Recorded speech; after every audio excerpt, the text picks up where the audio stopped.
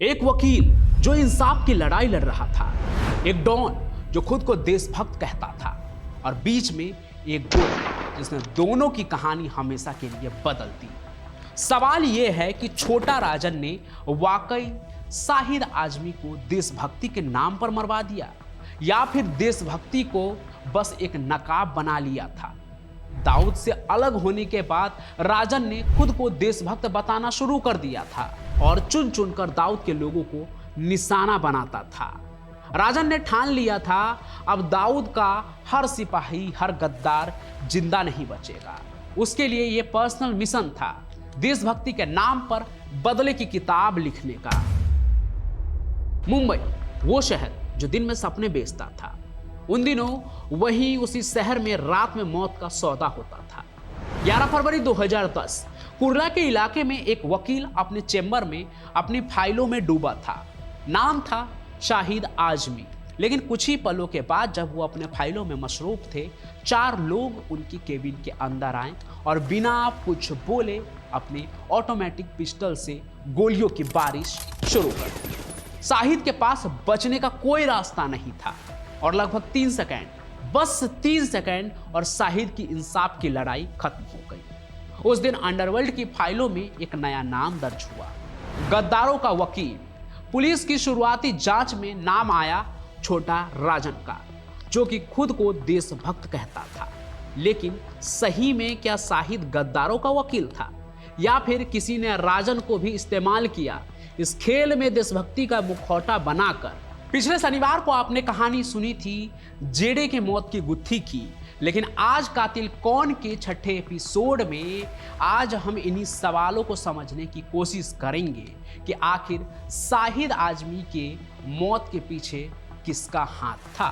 क्योंकि ये कहानी है उस शख्स की जिस पर इल्जाम लगा कि वो गद्दारों का वकील है, यानी शाहिद आजमी मर्डर केस की कहानी। लेकिन इन सवालों का जवाब जानने के लिए हमें समय में पीछे जाना होगा। हमें उस लड़के से मिलना होगा जो शाहिद आजमी बना ही नहीं था, बल्कि उसे बनाया गया था। बात है 1992 की। शाहिद आजमी तब महज 15 साल का एक मासूम मुस्लिम लड़का था जो मुंबई की झुग्गियों में रहता था और अपनी आंखों के सामने 1992-93 के मुंबई दंगों का भयानक मंजर देख रहा था। उन दंगों में शाहिद ने लोगों को बेदर्दी से कटते देखा। इस खून खराबे और बेबसी ने उनके युवा मन को गहरे तक झकझोर दिया। इस नफरत के माहौल से आहत और नाराज होकर शाहिद ने एक बड़ा फैसला ले लिया। वो मुंबई छोड़कर कश्मीर चले गए, जहां उन्होंने उग्रवादियों का साथ पकड़ा। शायद ये उस गुस्से और निराशा का नतीजा था जो शाहिद ने अपने शहर में महसूस किया था। लेकिन ये रास्ता भी उनके लिए लंबा नहीं था। जल्द ही वो वहां से वापस अपने परिवार के पास मुंबई लौट आए। शायद उन्हें एहसास हो गया था कि हिंसा किसी समस्या का हल नहीं है, और शायद उनका मन शांति की तलाश में था। लेकिन उनकी तकदीर को कुछ और ही मंजूर था। मुंबई लौटने पर उन्हें एक राजनीतिक नेता की हत्या की साजिश में फर्जी तरीके से फंसा दिया गया। एक बार फिर सिस्टम ने उन्हें गुनहगार मान लिया। शाहिद को गिरफ्तार किया गया, उन पर मुकदमा चला और उन्हें दोषी ठहराया गया। अपनी किशोरावस्था का बाकी बचा हुआ हिस्सा उन्होंने देश की सबसे कठिन जेल में से एक तिहाड़ जेल में बिताया, यानी कि देश की राजधानी दिल्ली में। हालांकि सुप्रीम कोर्ट में अपील करने के बाद उन्हें बरी कर दिया गया। बाद में अदालत ने भी माना कि वो निर्दोष थे। उन्हें आज़ादी तो मिली, पर उनकी जवानी के कीमती साल जेल की 4 दीवारी में गुजर चुके थे। तो शाहिद को जब जेल में डाल दिया गया तो उसने वहां जुल्म देखा, डर देखा, और सबसे बड़ी बात, उसने इंसाफ की बेबसी देखी। उन्हें महसूस हुआ कि सच और झूठ के बीच की लाइन कितनी पतली होती है। जेल में रहते हुए शाहिद ने एक बड़ा फैसला लिया। उसने सोचा कि अगर सिस्टम उसे तोड़ना चाह रहा है तो वो इसी सिस्टम का इस्तेमाल करके खुद को और अपने जैसे हजारों लोगों को बचाने का काम करेंगे। जेल की 4 दीवारी के बीच ही उसने पढ़ाई शुरू की। उन्होंने लॉ की किताबें मांगी और कानूनी दावपेच को समझने की कोशिश की। जो दुनिया उसे क्रिमिनल समझती थी, अब वो उसी दुनिया में एक वकील बनने जा रहे थे। जेल से बाहर आने के बाद शाहिद ने बाकायदा वकालत की पढ़ाई पूरी की। वो अब कोई 15 साल का डरा हुआ बच्चा नहीं था, बल्कि कानूनी जानकारी से लैस एक युवा वकील बन चुके थे, जिसके सीने में इंसाफ की आग जल रही थी। उन्होंने अपनी करियर की शुरुआत ही की उन मामलों से जो लगभग नामुमकिन माने जाते थे। उसने उन लोगों के केस लिए जिन्हें 93 के ब्लास्ट, अक्षरधाम हमले या मुंबई ट्रेन धमाकों से जोड़कर फंसाया गया था। इन केसों में फीस लगभग न के बराबर होती थी, लेकिन शाहिद का इरादा पैसा कमाना नहीं था। उनका लक्ष्य उन लोगों को बचाना था जो कभी खुद उसकी तरह सिर्फ एक शक की वजह से जेल में सड़ रहे थे। और फिर अपने 7 साल के छोटे से करियर में शाहिद आजमी ने 17 ऐसे लोगों को बचाया जिन्हें आतंकवाद के झूठे आरोपों में फंसाया गया था, या फिर गलती से वो शक के दायरे में आ गए थे। और अंधेरे में गुम होती 17 जिंदगियां शाहिद ने वापस से रोशनी के सामने लाकर खड़ा कर दिया था। आगे 2008 में मुंबई में सबसे बड़ा आतंकी हमला हुआ, जिसे हम 26/11 के नाम से जानते हैं, यानी वो नवंबर का ही महीना था। अभी भी नवंबर का महीना चल रहा है। साल 2008 में भी वो नवंबर का ही महीना था, तारीख थी 26, जिसे मुंबई कर ही क्या पूरा देश नहीं भूल सकता, क्योंकि पाकिस्तान से दरिया के रास्ते आए 10 दानवों ने निर्ममता की सारी हदें पार कर दी थी, जिससे पूरा देश कांप गया था। इस हमले के बाद पूरे देश में गुस्सा था और हर कोई चाहता था कि दोषियों को तुरंत सजा मिले, उन्हें फांसी मिले, उन्हें उनके किए की जो भी सबसे खतरनाक सजा हो सकती है वो मिले। इस केस में एक आरोपी का नाम सामने आया, फहीम अंसारी। पुलिस का दावा था कि फहीम अंसारी उन मैप्स को बनाने में शामिल था जिसका इस्तेमाल पाकिस्तानी आतंकियों ने मुंबई में हमले के वक्त किया था। फहीम अंसारी को भी कोई वकील नहीं मिल रहा था, क्योंकि पूरा देश उसके खिलाफ था। लेकिन शाहिद आजमी ने एक बार फिर हिम्मत दिखाई और तय किया कि वो फहीम का केस लड़ेंगे। शाहिद का लॉजिक साफ था, अदालत में ये साबित होना चाहिए कि क्या कोई व्यक्ति दोषी है या नहीं। सिर्फ शक या माहौल के दबाव में आकर किसी को सजा नहीं दी जा सकती है, ये साबित करना होगा कि वो असली गुनहगार है या नहीं। उसने कोर्ट मजबूती से दलील दी, फहीम अंसारी को पाकिस्तानी आतंकी संगठन से जोड़ा जा रहा है, लेकिन सबूतों की कमी है। उसने एजेंसियों के दावों पर सवाल उठाए। शाहिद जानता था कि इस केस को लड़ना कितना बड़ा खतरा है। लोग उसे गद्दार कह रहे थे, उसकी जान को खतरा था, लेकिन वो पीछे हटने वाले नहीं थे। उसका मकसद सिर्फ सच्चाई को बाहर लाना था। अंत में कोर्ट ने फहीम अंसारी को बरी कर दिया। ये शाहिद अंसारी की सबसे बड़ी कानूनी जीत थी, जिसने साबित कर दिया कि सिस्टम में अब भी इंसाफ जिंदा है। लेकिन इसी जीत ने एक नया और ज्यादा खतरनाक सवाल खड़ा किया, क्या फहीम अंसारी वाकई निर्दोष था या सिर्फ सबूतों के अभाव में छूट गया? क्या शाहिद का काम सिर्फ सबूतों को देखना था और सबूतों ने फहीम की बेगुनाही साबित की? मतलब एक ऐसी भावना भी पनपने लगी, अगर किसी दोषी के खिलाफ सबूत नहीं मिला तो क्या वो निर्दोष हो गया? अब कानून के नज़र में ऐसा ही होता है, सबूत तो चाहिए होता है। लेकिन इस फैसले ने देश के कई ताकतवर लोगों को नाराज कर दिया। खुफिया एजेंसी के कुछ लोग जो फहीम को दोषी मानते थे, अब शाहिद को शक की निगाह से देखने लगे थे। उन्हें लगा कि शाहिद ने उनका काम बिगाड़ दिया है। दूसरी तरफ अंडरवर्ल्ड को भी लगा कि शाहिद ने उनके दुश्मनों को बचाया है, या शायद उसने कुछ ऐसी बातें जान ली है जो बाहर नहीं आनी चाहिए थी। ये सब कुछ एक अनसुलझी पहेली बनने लगी। धीरे धीरे एक ह्यूमन राइट लॉयर अब सिस्टम की नज़र में गद्दारों का साथी बन चुका था। कहते हैं उसके फ़ोन कॉल्स को ट्रैक किया जा रहा था और उस पर लगातार नज़र रखी जा रही थी।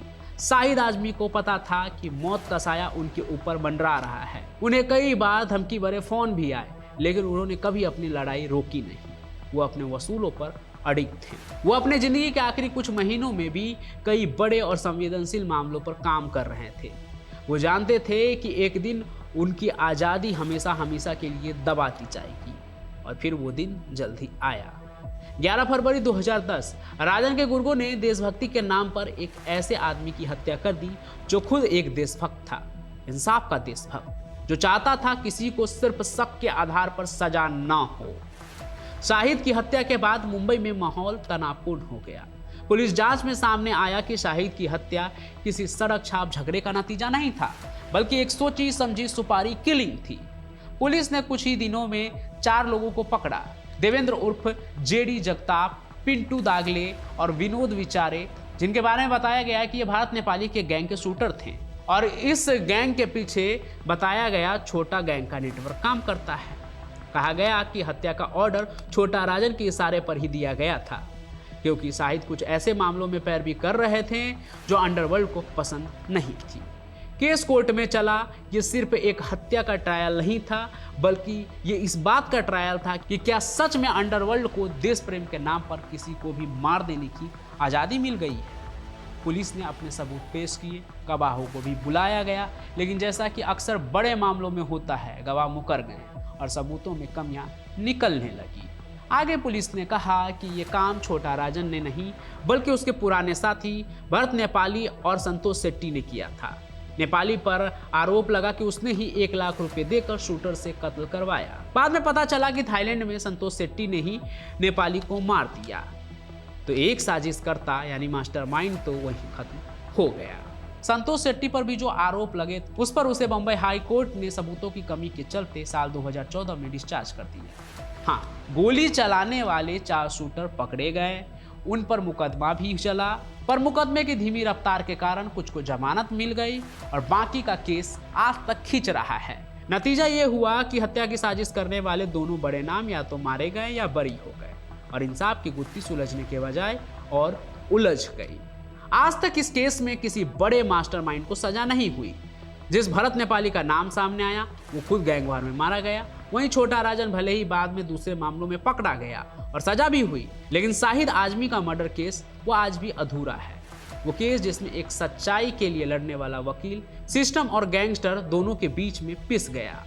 लेकिन क्या ये सिर्फ अंडरवर्ल्ड का बदला था या इसके पीछे कोई और गहरी साजिश थी? क्योंकि शाहिद आजमी के कत्ल के पीछे सिर्फ छोटा राजन गैंग की ही बात नहीं होती है, बल्कि कुछ एजेंसियां और राजनीतिक हितों पर भी शक जताया जाता था।